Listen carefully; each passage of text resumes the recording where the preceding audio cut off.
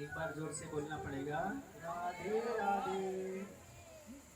एक बार की बात थी, एक बार एक नदी और समुद्र। तो जितनी भी नदियां हैं आपने देखी, सब समुद्र के अंदर जाती हैं। तो एक बार नदी कहने लगी समुद्र से, तो समुद्र ने कहा कि मेरे पास सब कुछ है, हीरे जवाहरात, सोना चांदी, मणिक माणिक सब समुद्र के अंदर से ही मिलते हैं। तो बार बार यत्न और यातना करने के बाद में नदी से कहने लगी, क्योंकि जब आपने देखा जब हमारे अंदर कुछ आ जाता तो हम बहुत बड़े हो जाते हैं, हाँ जी या ना जी। जब थोड़ा सा पैसा आ गया, जब थोड़ा सा ज्ञान आ गया, कोई भी चीज है, किसी को भी ले ले, कि अंत सबका बड़ा है। देखा ना आपने अंत। तो सबसे बड़ी बात नदी बार बार समुद्र से कहने लगी, क्योंकि नदी में एक बार उफान आ गया, तो समुद्र से कहने लगी कि प्रभु जो कुछ आपको मांगना आप मांगो। समुद्र तो बोले कि ना, मेरी कोई आवश्यकता नहीं है, मेरे पास में सब कुछ है प्रभु का दिया हुआ, सोना भी है, जेवर भी है, जेवरात भी है, रतन भी है। तो समुद्र ने कहा कि अगर आप देना ही चाहती हो तो आप मुझे दूब का टुकड़ा दो। दूब सभी जानते होंगे, गणेश जी में चढ़ती है, बड़ी प्यारी है सभी की जगह, और कहीं भी उगी आती है। तो समुद्र कहने लगा कि बस केवल मुझे दूब दो, दूरबा। तो नदी ने कहा कि आपने मांगा भी तो प्रभु केवल दूरबा? बोले कि हाँ, केवल मुझे दूब ही चाहिए। तो आपने देखा है कि जब जितना ज्यादा जल आता है तो दूब उतनी डूब जाती है। तो बहुत वेग के साथ में नदी ने बहुत जोर लगाया, बाकी दूरबा नहीं कट पाई। आपने देखा होगा जहां दूब होगी वहां से मिट्टी भी कम कटती है। तो नदी पर दूब नहीं मिली, और मिलने के बाद बोली प्रभु मैं हार गई, आप जीत गए। बोले वो कैसे? बोले कि मैंने अपने वायु वेग से बहुत जोर लगाया, बाकी दूब घास नहीं कट पाई और ना मैं आपको कुछ दे पाई। तो समुद्र ने कहा, कहते हैं तो जब भी कहा गया कि प्रभु इतना दीजिए जामे कुटुंब समाए, और मैं भी भूखा ना रहूं साधु भूखा न जाए। अगर है तो कुछ देने की चेष्टा रखें, और अगर ना है तो बड़े ना बने। तो जोर से बोलना पड़ेगा,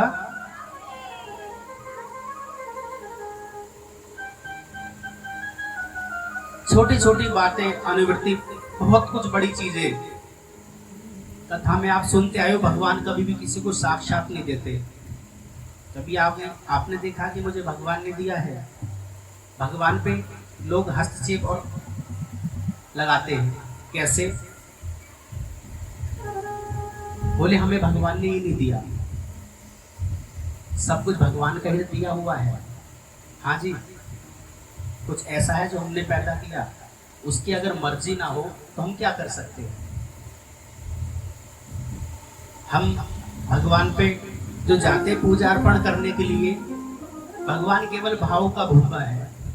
भगवान किसी की धन और दौलत का, किसी चीज का कोई भूखा नहीं है। मानना हमारा है कि हम उसे किस प्रकार से मानते हैं।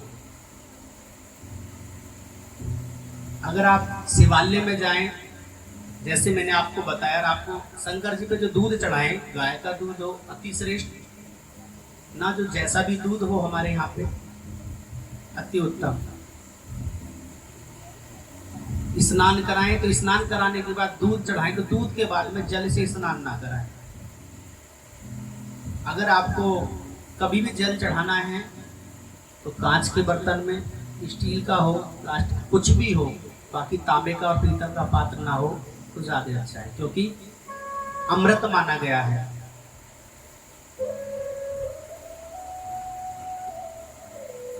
और जब हम अमृत के अंदर अगर हम विष घोल देंगे तो हमें फल कैसा मिलेगा? आपने देखा जब प्रेम के वचन आप किसी से, जैसे कि एक बार की बात थी, एक बार गुरु जी थे, तो गुरु जी किसी के घर पे चले गए, कोई यजमान थे, तो उन्होंने कहा कोई बच्चा आया छोटा सा,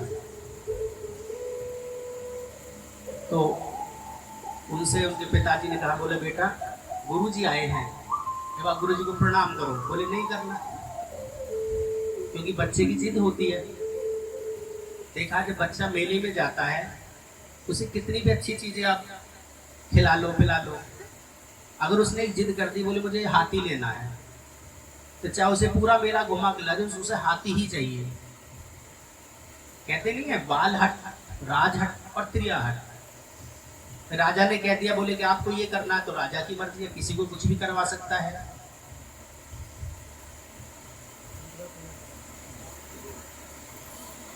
जैसे कि तो बच्चा से कहने लगे, बोले कि ऐसे से बातें गुरुजी को प्रणाम करो। बोले नहीं करनी।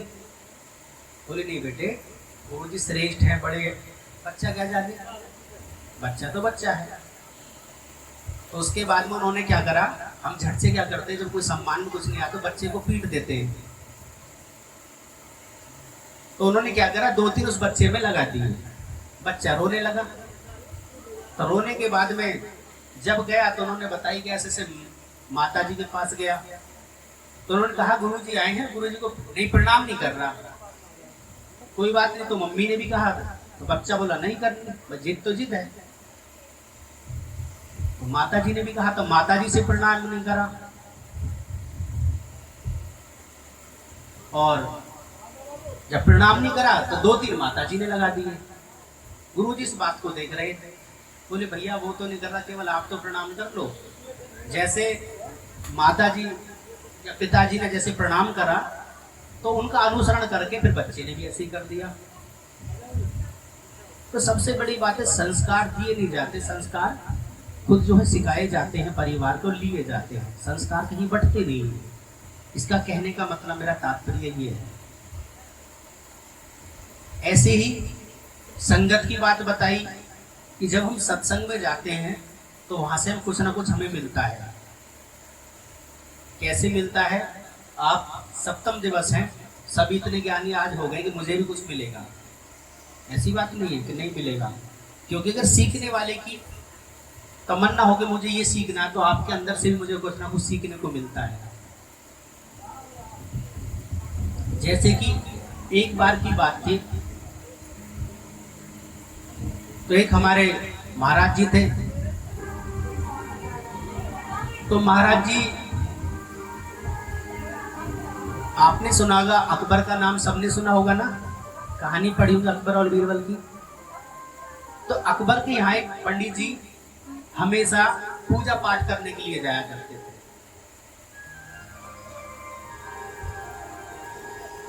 तो जब पूजा पाठ करते थे तो राजा उन्हें कुछ ना कुछ भेंट स्वरूप में कोई प्रसाद, फल वगैरह वो भी दिया करते थे, और डेली दक्षिणा दिया करते थे। तो महाराज जी की एक मित्रता एक चौधरी साहब से थी। किससे थी? एक चौधरी साहब से। तो जो भी कुछ वहां से वो लेके आते थे, आधा जो भी दान दक्षिणा जो होती थी, जो फल फ्रूट जो मिलते थे, वो आधा उन्हें देके आते थे।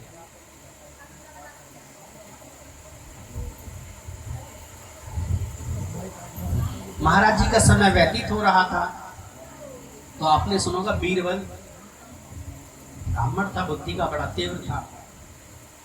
उन्होंने कहा कि महाराज, जो आपने पंडित जी महाराज पाल रखे हैं, देखा नहीं कोई एक व्यक्ति जब किसी के पास होता है तो दूसरा वाला उसे ज्ञान बताने लगता है। बोले पंडित जी महाराज, जो आपने पाल रखे हैं ये कुछ जानते भी हैं?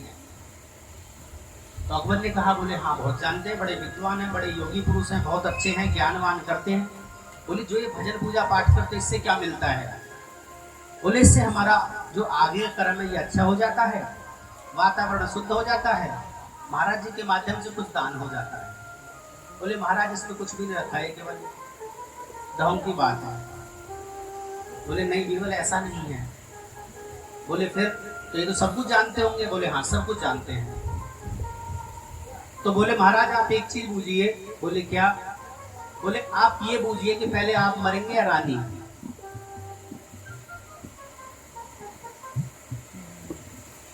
तो ये वाली बात अकबर ने उस दिन की पूजा कराई। जब कल अगला दिन होना था तो आती पूजा में पंडित जी बैठी बेचारे, जैसे अपना वेदी वगैरह बनाई।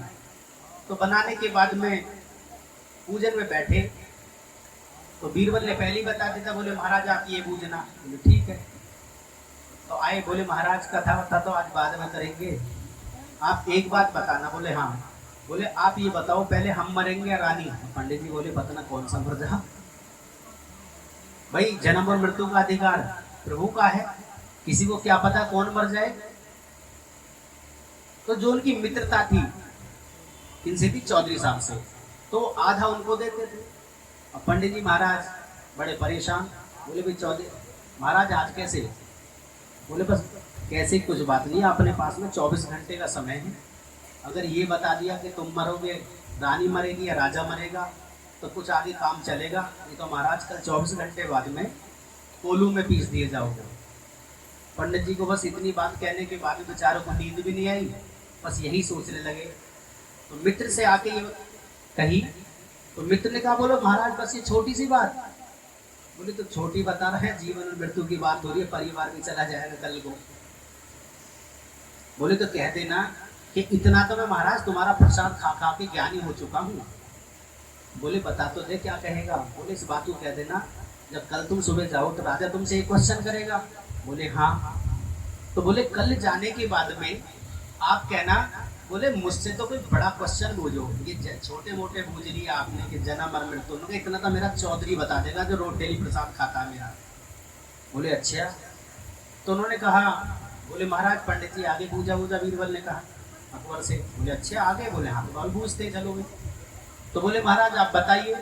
पंडित जी ने हृदय पे पत्थर रखते हुए कहा, क्योंकि पता तो बेचारों को जब तक कुछ थी नहीं, और बोले चौधरी पता ना के क्या बात करेगा, चौधरी तो चौधरी है। तो उन्होंने कहा, बोले महाराज जी बताइए। बोले अरे राजा साहब आप ये जन्म मृत्यु के भी छोटे छोटे चीज मुझसे पूछते हो, इतना तो मेरा खा के चौधरी भी जो इतना ज्ञानी हो गया है वही बताते रहा। बोले अच्छा? बोले हाँ। तो बोले बताओ। बोले बताओ क्या? अभी चौधरी साहब आने में। बोले भाई चौधरी साहब को बुलाया जाए। चौधरी साहब आ गए। तो चौधरी साहब ने कहा, बोले राजा साहब? बोले हाँ। बोले पंडित जी महाराज को तुमने 2 दिन से परेशान कर रखा, बेचारे भूखे प्यासे हैं, अरे जन्म मृत्यु के काम ये सारी चीज ये तुम्हें कोई बोझ ना अकबर, मेरे पास बैठना है, इतनी चीज तो मैं बता दूंगा। तो बोले तो बताइए। बोले तो गुरु जी को पूजा पे लगने दो और मैं तुम्हें बताता हूँ। बोले ठीक है। पंडित जी अपनी पूजा पे लगे। तो लगने के बाद उन्होंने कहा, बोले राजा साहब? बोले हाँ। बोले आप बताइए कौन मरेगा दोनों में से? बोले राजा साहब आप यही तो मुझे नहीं कौन मरेगा? बोले हाँ। बोले कि पहले मरेगी रानी। पंडित जी कहने लगे गलती से, चौधरी साहब ने तो कह दी रानी मरेगी और मर गया राजा। तो उन्होंने बता तो सही। बोला पहले कथा कर, वहां बताऊंगा वहीं पे जहाँ पे प्रसाद लेते हैं। बोले अच्छा? बोले हाँ। तो बोले बताइए। अब वहां पे जाने के बाद भजन पूजा पाठ कर लिया पंडित जी महाराज ने, 2 दिन की दक्षिणा मिली, 2 दिन का सामान, तो 1 दिन का सामान उनको दे दिया अपने चौधरी साहब को, और 1 दिन का सामान अपना घर ले जाने वाले थे। तो बोले पहले ये बता भी तैने जो कहा पहले रानी मरेगी किस बात से? बोला सुनो महाराज तुम्हारा प्रसाद खा खा के इतने मंत्र तो मैं भी सीख गया। बोले बताओ तो सही वो मंत्र कौन सा? बोले बात सुनो, अगर रानी मर गई तो मैं सच्चा और मेरा बाप सच्चा। बोले ठीक है जी। अब बोले अगर मर गया राजा तो रानी क्या बिगाड़ देगी हमारा? अगर मर गया राजा तो रानी क्या बिगाड़ देगी हमारा? बोले क्यों? भाई राज से बात है। बोले बात सुनो महाराज तुमसे ये बात किसने बूझी? बोले कि अकबर ने। तो बोले मरार जिंदे की बात अकबर को तो पता है, रानी को थोड़ी पता है, बूझ कौन रहा है? बोले कि जी अकबर। तो बोले पहले मरेगी रानी। अरे रानी मर गई राजा यही रहेगा, तो हम सच्चे और हमारा बाप सच्चा, और अगर मर गया राजा तो रानी क्या कर लेगी हमारा? तो ये केवल इस बात का भी एक मतलब ये है कि अगर आप कथा सुनेंगे लॉजिकल तो उसके अंदर कुछ ना कुछ छिपा हुआ है। मैं आपको किसी न किसी दृष्टांत के साथ में विद आपको कथा ऐसी ही सुनाता हूँ जिससे आपको सीख जाए। एक बार जोर से बोलना पड़ेगा। अब कथा में प्रवेश करते हैं। शिव के 5 अवतार, ये कथा श्री शतरुद्र संहिता से ली गई है। बोलो शंकर भगवान की। सौनक जी बोले कि हे सूत जी, मैं जो परम आनंद है, जिसकी लीलाएं अनंत हैं, ऐसे सर्वेश्वर भगवान शिव जो साक्षात ईश्वर हैं, जो देव गौरी और प्रीतम कार्तिक विघ्न विनायक श्री गणेश जी के जन्मदाता उनके पिता हैं, उन आदिदेव भगवान शिव को वंदन करता हूं। सूत जी कहते हैं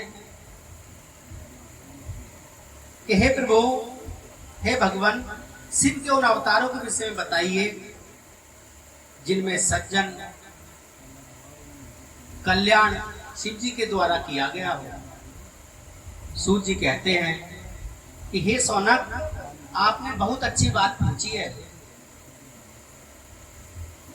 पूर्व काल में सनत कुमार जी के परम शिव भक्त नंदी जी ने पूछा, तब नंदीश्वर भगवान शिव ने चरणों में स्मरण करते हुए कहने लगे कि भगवान शिव सर्वव्यापक हैं, उनके असंख्य अवतार हैं। शिवलोहिक नामिक 19वें कल्प में शिव जी का सदोजात नामक अवतार हुआ। यह शिव जी का प्रथम अवतार है। उस कल्प में परम ब्रह्म का ध्यान करते हुए ब्रह्मा जी शिखा से श्वेत लोहित कुमार उत्पन्न हुए। तब सदोजात को शिव अवतार जानकर ब्रह्मा जी प्रसन्नता पूर्वक उन्हें बार बार चिंतन करने लगते हैं। ब्रह्मा जी के चिंतन से पार ब्रह्म स्वरूपी 4 यशस्वी ज्ञान संपन्न कुमार उत्पन्न हुए। उनके नाम हैं सुनंदन, नंदन, विष्णुनंदन और उपनंदन। तब संदोजात भगवान शिव ने ब्रह्मा जी को परम प्रदान किए, इस सृष्टि को उत्पन्न करने का शक्ति प्रदान की है। रक्त नाम की 20वां कल्प आया, इसमें ब्रह्मा जी शरीर स्वीत वर्ण हो गया। इस प्रकार ध्यान करते हुए मन में अचानक पुत्र प्राप्ति का विचार आया। उसी समय पुत्र प्राप्त हुआ। उस लाल रंग के कपड़े को पहन रखे थे। तब उसके सामने आभूषण, आंखें भी लाल ही थी। तब उस पुत्र को भगवान शिव का दिया हुआ प्रसाद जानकर ब्रह्मा जी बहुत प्रसन्न हुए। उन्होंने भगवान शिव की स्तुति करनी आरंभ कर दी। उस लाल वस्त्रधारी के ब्रज विवाह और विशाख विश्वभाग नाम के 4 पुत्र हुए। वामदेव भगवान सूत जी ने शिव जी के ब्रह्मा जी को सृष्टि की रचना करने वाली की आज्ञा प्रदान की। इसके बाद 21वां कायाकल्प, जिसमें ब्रह्मा जी ने पीले वस्त्र धारण किए। पुत्र कामना का ध्यान करते हुए ब्रह्मा जी को एक महान तेजस्वी दीर्घ भुजाओं वाला पुत्र प्राप्त हुआ। उस पुत्र को ब्रह्मा जी ने अपनी बुद्धि से तत्पुरुष शिव समझा। तब उन्होंने गायत्री का जाप आरंभ किया। जैसे मैंने आपको पहले बताया कि गायत्री 24 प्रकार की होती है। गणेश गायत्री, शिव गायत्री, एक उपमा जिसकी आप जिस मंत्र को सभी जानते हैं कि ओम भूर्भुवः स्वः तत्सवितुर्वरेण्यं भर्गो देवस्य धीमहि धियो न प्रचोदयात्। इसका भी साक्षात हिंदी रूपांतरण है कि ओम तेरा नाम है, तू सब सुखों की खान है। भूरियों कहते कि पिता तो प्राणियों का प्राण है। स्वयं दुख उसके छुटाता आनंद स्वरूप है। तत् उसी का ध्यान जब भूखों का भी भूख है। जब भी जिस प्रकार से ओम में सभी समाहित है, साक्षात पार ब्रह्म है। अगर ओम की ध्वनि आप करोगे तो आपको एकांत मन आपका लगने लगेगा। जब आपका मन भटकने लगे, जैसे हमारे 2 इंद्रियां हैं, एक आंख और एक हमारा मन। आपने देखा है जिस चीज को हम करते हैं मन हमारा उसी प्रकार से लगने लगता है। आपको किसी वस्तु की आवश्यकता हुई तो आंख ने देखा और मन आपका उस पर कार्य करने लगता है। हाँ जी या ना जी? एक बार जोर से बोलना पड़ेगा। तो सबसे बड़ी बात है मन उसी के अनुसार कार्य करने लगता है। उसी प्रकार से रुद्र गायत्री, शिव गायत्री, गणेश गायत्री मैंने आपको बताई, शिव गायत्री बताई, ब्रह्मा गायत्री बताई, दुर्गा गायत्री बताई। उसी प्रकार से 24 गायत्रियां हैं। 24 का अलग अलग फल है। उसी प्रकार से गायत्री का भी जो वर्णन है वो शिव पुराण में ही है। तो गायत्री जो निकली है ऋग्वेद के से ही निकली है। इसके पश्चात शिव नामक कल्प हुआ। उसने ब्रह्मा जी के हजारों वर्षों बाद एक दिव्य कुमार की प्राप्ति हुई। वह बालक काले रंग का था। उसने काले कपड़े, काली पगड़ी, सभी वस्तुओं काली रंग ही धारण कर रखा था। तब इस अघोर तथा घोर पराक्रमी कृष्ण अद्भुत द्वेष देखकर ब्रह्मा जी को प्रणाम किया। फिर ब्रह्मा जी उनकी स्तुति करने लगे। उस कृष्ण वर्णी कुमार के कृष्ण शिखा कृष्ण अवस्था में कृष्ण कंठधारी नामक 4 उत्पन्न हुए। ये तेजस्वी शिव स्वरूप ही हैं। इन्होंने ब्रह्मा जी द्वारा रची जा रही सृष्टि का विस्तार करने के लिए घोर योग का प्रचार किया। इनके परम अद्भुत विश्व रूप का नामक कल्प हुआ, जिसमें ब्रह्मा जी के पुत्र कामना की ध्यान मगन से तभी चिंतन से सिंहनाद करने वाली विश्व रूपा सरस्वती प्रकट हो गई। साथ ही परमेश्वर के 5 अवतार भगवान ईशान भी प्रकट हुए, जिनका रंग स्फटिक के समान उज्जवल था। उन्होंने अनेक प्रकार के सुंदर रत्न आभूषण धारण किए और ईशान में जटी, मुंडी, शिखंडी, अर्धमुंड नामक 4 पुत्र हुए। इन बालकों ने भी योग का मार्ग अपना लिया। इस प्रकार मैंने जगत के हितकारी से भगवान शिव के सदोजात नामक अवतार एवं शिव जी का ईशान, पुरुष घोर वामदेव, ब्रह्मा जी नामक 5 मूर्तियों के बारे में मैंने तुम्हें बताया है। जो मनुष्य श्रद्धा भाव से शिव के इस अवतार को सुनता और पढ़ता है, वह इस संसार में सुख भोग का परमाप्ति को प्राप्त होता है। बोलो शंकर भगवान की। इसके बाद में ऋषभ देव जी का अवतार वे उनका वर्णन नंदी जी कहते हैं कि हे सर्वस्व सनत कुमार जी, एक बार ब्रह्मा जी ने भगवान से बोले कि ब्रह्मा, 7वें मनवंतर में 12 कल्प होंगे। इसमें कल्पना भगवान प्रकट होने से तीनों लोगों को दिव्य प्रकाशमान आलोकित होते हैं।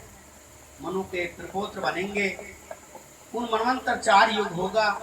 द्वापर युग के अंत में ब्राह्मणों की रक्षा करने वाले या उनका हित करने वाले अवतार धारण करूंगा। द्वापर युग में व्यास जी का प्रभु रूप धारण करेंगे। कलयुग में अंत में देवी शिवा सहित श्वेत नामक ब्राह्मण मुनि के रूप में प्रकट होंगे। हिमालय पर्वत पर मेरे श्वेत और श्वेत शिखर श्वेताम स्वलोहित नामक 4 शिष्य होंगे। मेरे ये शिष्य अविनाशी तत्व को जानकर जन्म मृत्यु के बंधनों से मुक्त हो जाएंगे। हिमालय के उच्च शिखर पर जब मैं अवतार लूंगा तो उस समय ब्रह्मा जी मेरे शिष्य बनकर मुझे अव्यय तत्व की शिक्षा देंगे और मेरे परम भक्त बनकर मेरी आराधना करेंगे। द्वापर में प्रजापति सत्य को कलयुग में सुतारहित नाम से मुझे प्रसिद्धि मिलेगी। उस युग में दुभंगी, शत्रु, केतु आदि वेदों के ज्ञाता के प्रिय शिष्य होंगे। मेरे शिष्य को ध्यान में योग में माध्यम से शिवलोक को प्राप्त करेंगे। द्वापर में तीसरे चरण में व्यास जी भार्गव के रूप में अवतरित होंगे। शिवलोक के पास दमन नाम से प्रसिद्ध होंगे। मेरे ऋषभ नामक 4 व्यास पुत्र शिष्य होंगे, जिनमें दृढ़ निवृत्ति का उपदेश दूंगा। इनके पश्चात चौथे द्वापर में अंगिराज व्यास जी होंगे, जो सुहेत नामक प्रकट हो जाएंगे। मेरे 4 पुत्र होंगे, जिसमें चारों महात्मा बन जाएंगे। चारों पुत्र समुख, दुर्मुख, द्रुमुख और दूताकृम नाम से विख्यात होंगे।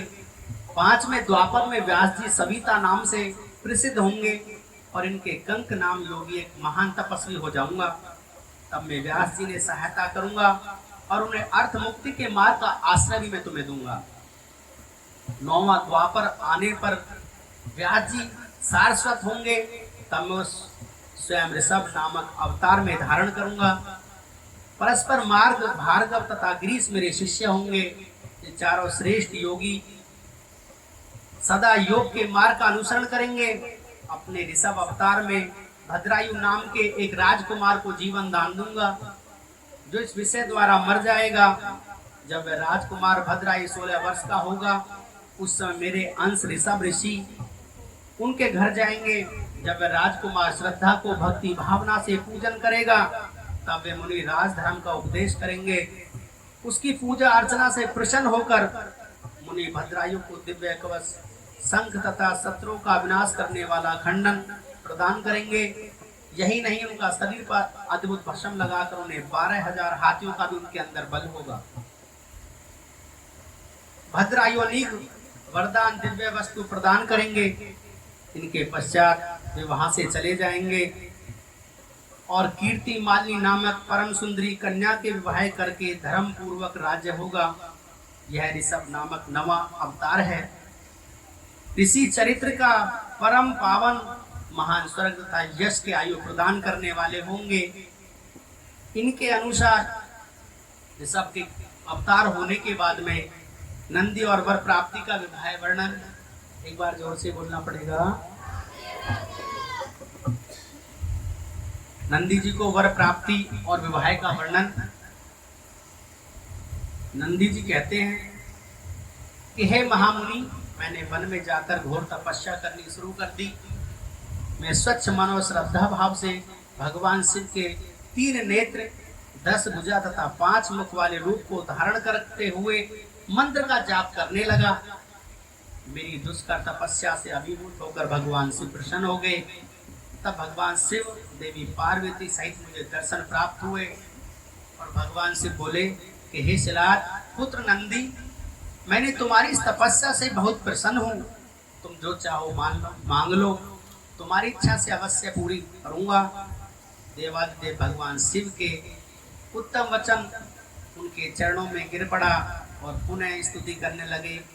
तब भगवान शिव ने अपने हाथों में मुझे ऊपर उठाया, बोले कि हे वत्स, हे नंदी, मेरे होते हुए भला तुम्हारा मृत्यु भी कुछ नहीं कर सकती।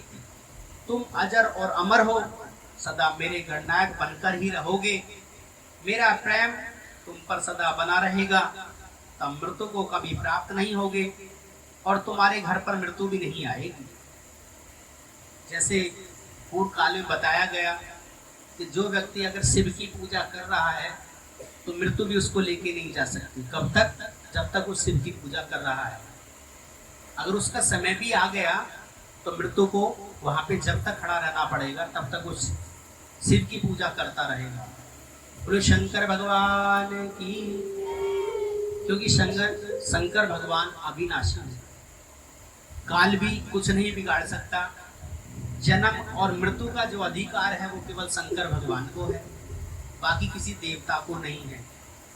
आप सोचें कि कुछ अनिष्ट हो गया और हम किसी देवी देवता की और पूजा करें तो केवल मृत्यु का जो अधिकार है, जन्म का ब्रह्मा को और शंकर को जन्म और मृत्यु दोनों का। विष्णु का काम केवल पालन करना है। उसी प्रकार मृत्यु को भी हार माननी पड़ती है। यह कहकर भगवान शिव ने कमल के फूलों की माला अपने गले में उतार कर मैंने गले में डाल दी है। माला मेरे गले में पड़ते ही मेरे 3 नेत्र और 10 भुजाएं हो गई। भगवान शिव मुझसे बोले कि तुम और क्या चाहते हो? मैंने कहा प्रभु, समान निर्मल जल पर छिड़क कर कहाँ भी नदी हो जाओ। उस परोपकार शिव की जटा से त्रिनोत्रस भानी संपीदा जम्बू नदियां बह रही हैं। शिव की जटा से जटोरक त्रिनेता वृषधानी जम्बू नदियां निकली हुई हैं। ये 5 नदियां 5 नाम से जप्तेश्वर नामक स्थान के पास बह रही हैं। जो मनुष्य इस पंचनाद नामक नदियों को पर जाकर प्रसन्न मन से भगवान शिव की उपासना करता है, उसे परम मोक्ष की प्राप्ति होती है। उसकी सभी कामनाएं भगवान शिव अवश्य पूरी करते हैं। कहते हैं कि जो भी हम पूजा घर में करते हैं उसका 1 गुना फल मिलता है। कितना? अगर हम वही पूजा मंदिर में जाके करते हैं तो उसका कितना मिलता है? 10 गुना। अगर हम उसी पूजा को जाके किसी तीर्थ क्षेत्र में करते हैं तो उसका फल कितना मिलता है? 100 गुना। किसी के द्वारा किसी के निमित्त कराया हुए कार्य का फल कितना मिलता है? 1000 गुना। बोले महाराज जी ये तो समझ में नहीं आया, आया भी नहीं होगा। हाँ जी या ना जी। जैसे कोई व्यक्ति ऐसा हो कि किसी की तीर्थ स्थल में मृत्यु हो गई हो और आपने उसे देख लिया, उसका आपसे कोई रिश्ता नहीं है, अगर हम उसका अंत्येष्टि संस्कार कर देते हैं और अगर हम उसके जो भी क्रियाक्रम जो भी होता है जो हम करते हैं तो उसका 1,00,000 गुना फल मिलता है। कितना? 1,00,000 गुना, 10,000 से भी और ऊपर। ऐसे ही दान की विधि है कि जब हम दान देते हैं तो दान का बखान नहीं होना चाहिए। दान को जितना हो सके गुप्त दान देना चाहिए। इस हाथ से लेके इस हाथ को नहीं पता होना चाहिए कि हमने कितना दिया। हमने जेब से निकाला, जो हमारे हाथ में आ गया वो हमने दे दिया, ना उसका कोई नामकरण ना उसका कोई प्रचार। तीर्थ में हमने दे दिया। अगर हमने दान कर दिया तो उसका बखान, जैसे कोई व्यक्ति हमारे पास आया है और भांति भांति हर व्यक्ति की अपनी आवश्यकता होती है, क्योंकि मांगना और मरना बराबर होता है। मैं तो ये मानता हूँ आप कुछ भी मांगने से, पर आप मांग के देखो। जो व्यक्ति उसे कहता है यातना देता है, एक बार वो मांग के देखे। और एक किसी घर में जाने के बाद में, जैसे मैंने पीछे आपको एक कथा भी सुनाई थी माता जी की, कुछ भी व्यक्ति ये जिभ्या कुछ भी कह देती है। आप सोचे कि मैं जो कुछ कर रहा हूँ वो अटल सत्य है, ये मूर्खता की बात है, क्योंकि मैं भी मनुष्य हूँ, आप भी मनुष्य हैं। हाँ ये जरूर है कि प्रभु का कोई ऐसा कर्म था जो मुझे प्रभु का गुणगान प्राप्त होने का मुझे अवसर भगवान ने दिया, या कुछ समझा, कुछ मेरे कर्म इस लायक होंगे। क्यों? क्योंकि गलती कौन नहीं करते? भगवान कभी भी गलती नहीं करते। हाँ जी या ना जी। मनुष्य गलतियों का पुतला है, कुछ ना कुछ जाने अनजाने में कुछ ना कुछ गलतियां होती रहती हैं। ऐसा कोई पृथ्वी पर जीव नहीं हुआ कि जो गलती ना करे। हम जब सुबह बैठ जाते हैं तो अपनी जिह्वा से लेकर शाम तक हमसे जाने अनजाने कितनी गलतियां होती हैं। अगर हम डेली का डेली उसका हम पश्चाताप कर लें तो अभी वो गलतियां सुधर जाती हैं, हमारे मोक्ष का कारक बन जाती हैं। और अगर हम, एक नियम भी है, गलतियां भी वही लोग करते हैं जो जानते हैं। हाँ जी या ना जी। जैसे क्या, मैं तो अपने ऊपर ही कह सकता हूँ कि अगर हम किसी के यहाँ भोजन प्राप्त करते हैं तो आप लोगों ने जैसा भी आपने प्रसाद बना, आप बहुत अच्छे से अच्छा बनाते हैं, हर व्यक्ति का होता है। और मैं उसके अंदर जाने के बाद में बहुत सारी अनुरूप कहूँ कि इसमें तो नमक तेज है, इसमें मिर्च तेज है, इसमें ये है, इसमें ये है। मैं तो जी पानी आरओ का पीता हूँ, मैं तो बिसलरी का पीता हूँ, मैं तो ऐसा पानी नहीं पीता। ये मूर्खता की बात है, क्योंकि जब इस यहाँ पे आए तो इस जिह्वा का स्वाद उस दिन छोड़ दिया जिस दिन घर को त्याग दिया। क्योंकि आप किसी भी चीज का अगर आप आनंद लेना चाहते हैं तो स्वाद कौन सी एक इंद्रिय लेती है? जिह्वा तो लेती है भाई। यहाँ से जिह्वा से केवल यहाँ तक जाते ही स्वाद पता पड़ता है, और यहाँ से जाने के बाद में सब मिट्टी है। हाँ जी या ना जी? हाँ जी बोला करो।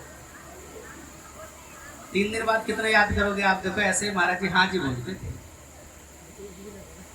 एक बार जोर से बोलना पड़ेगा।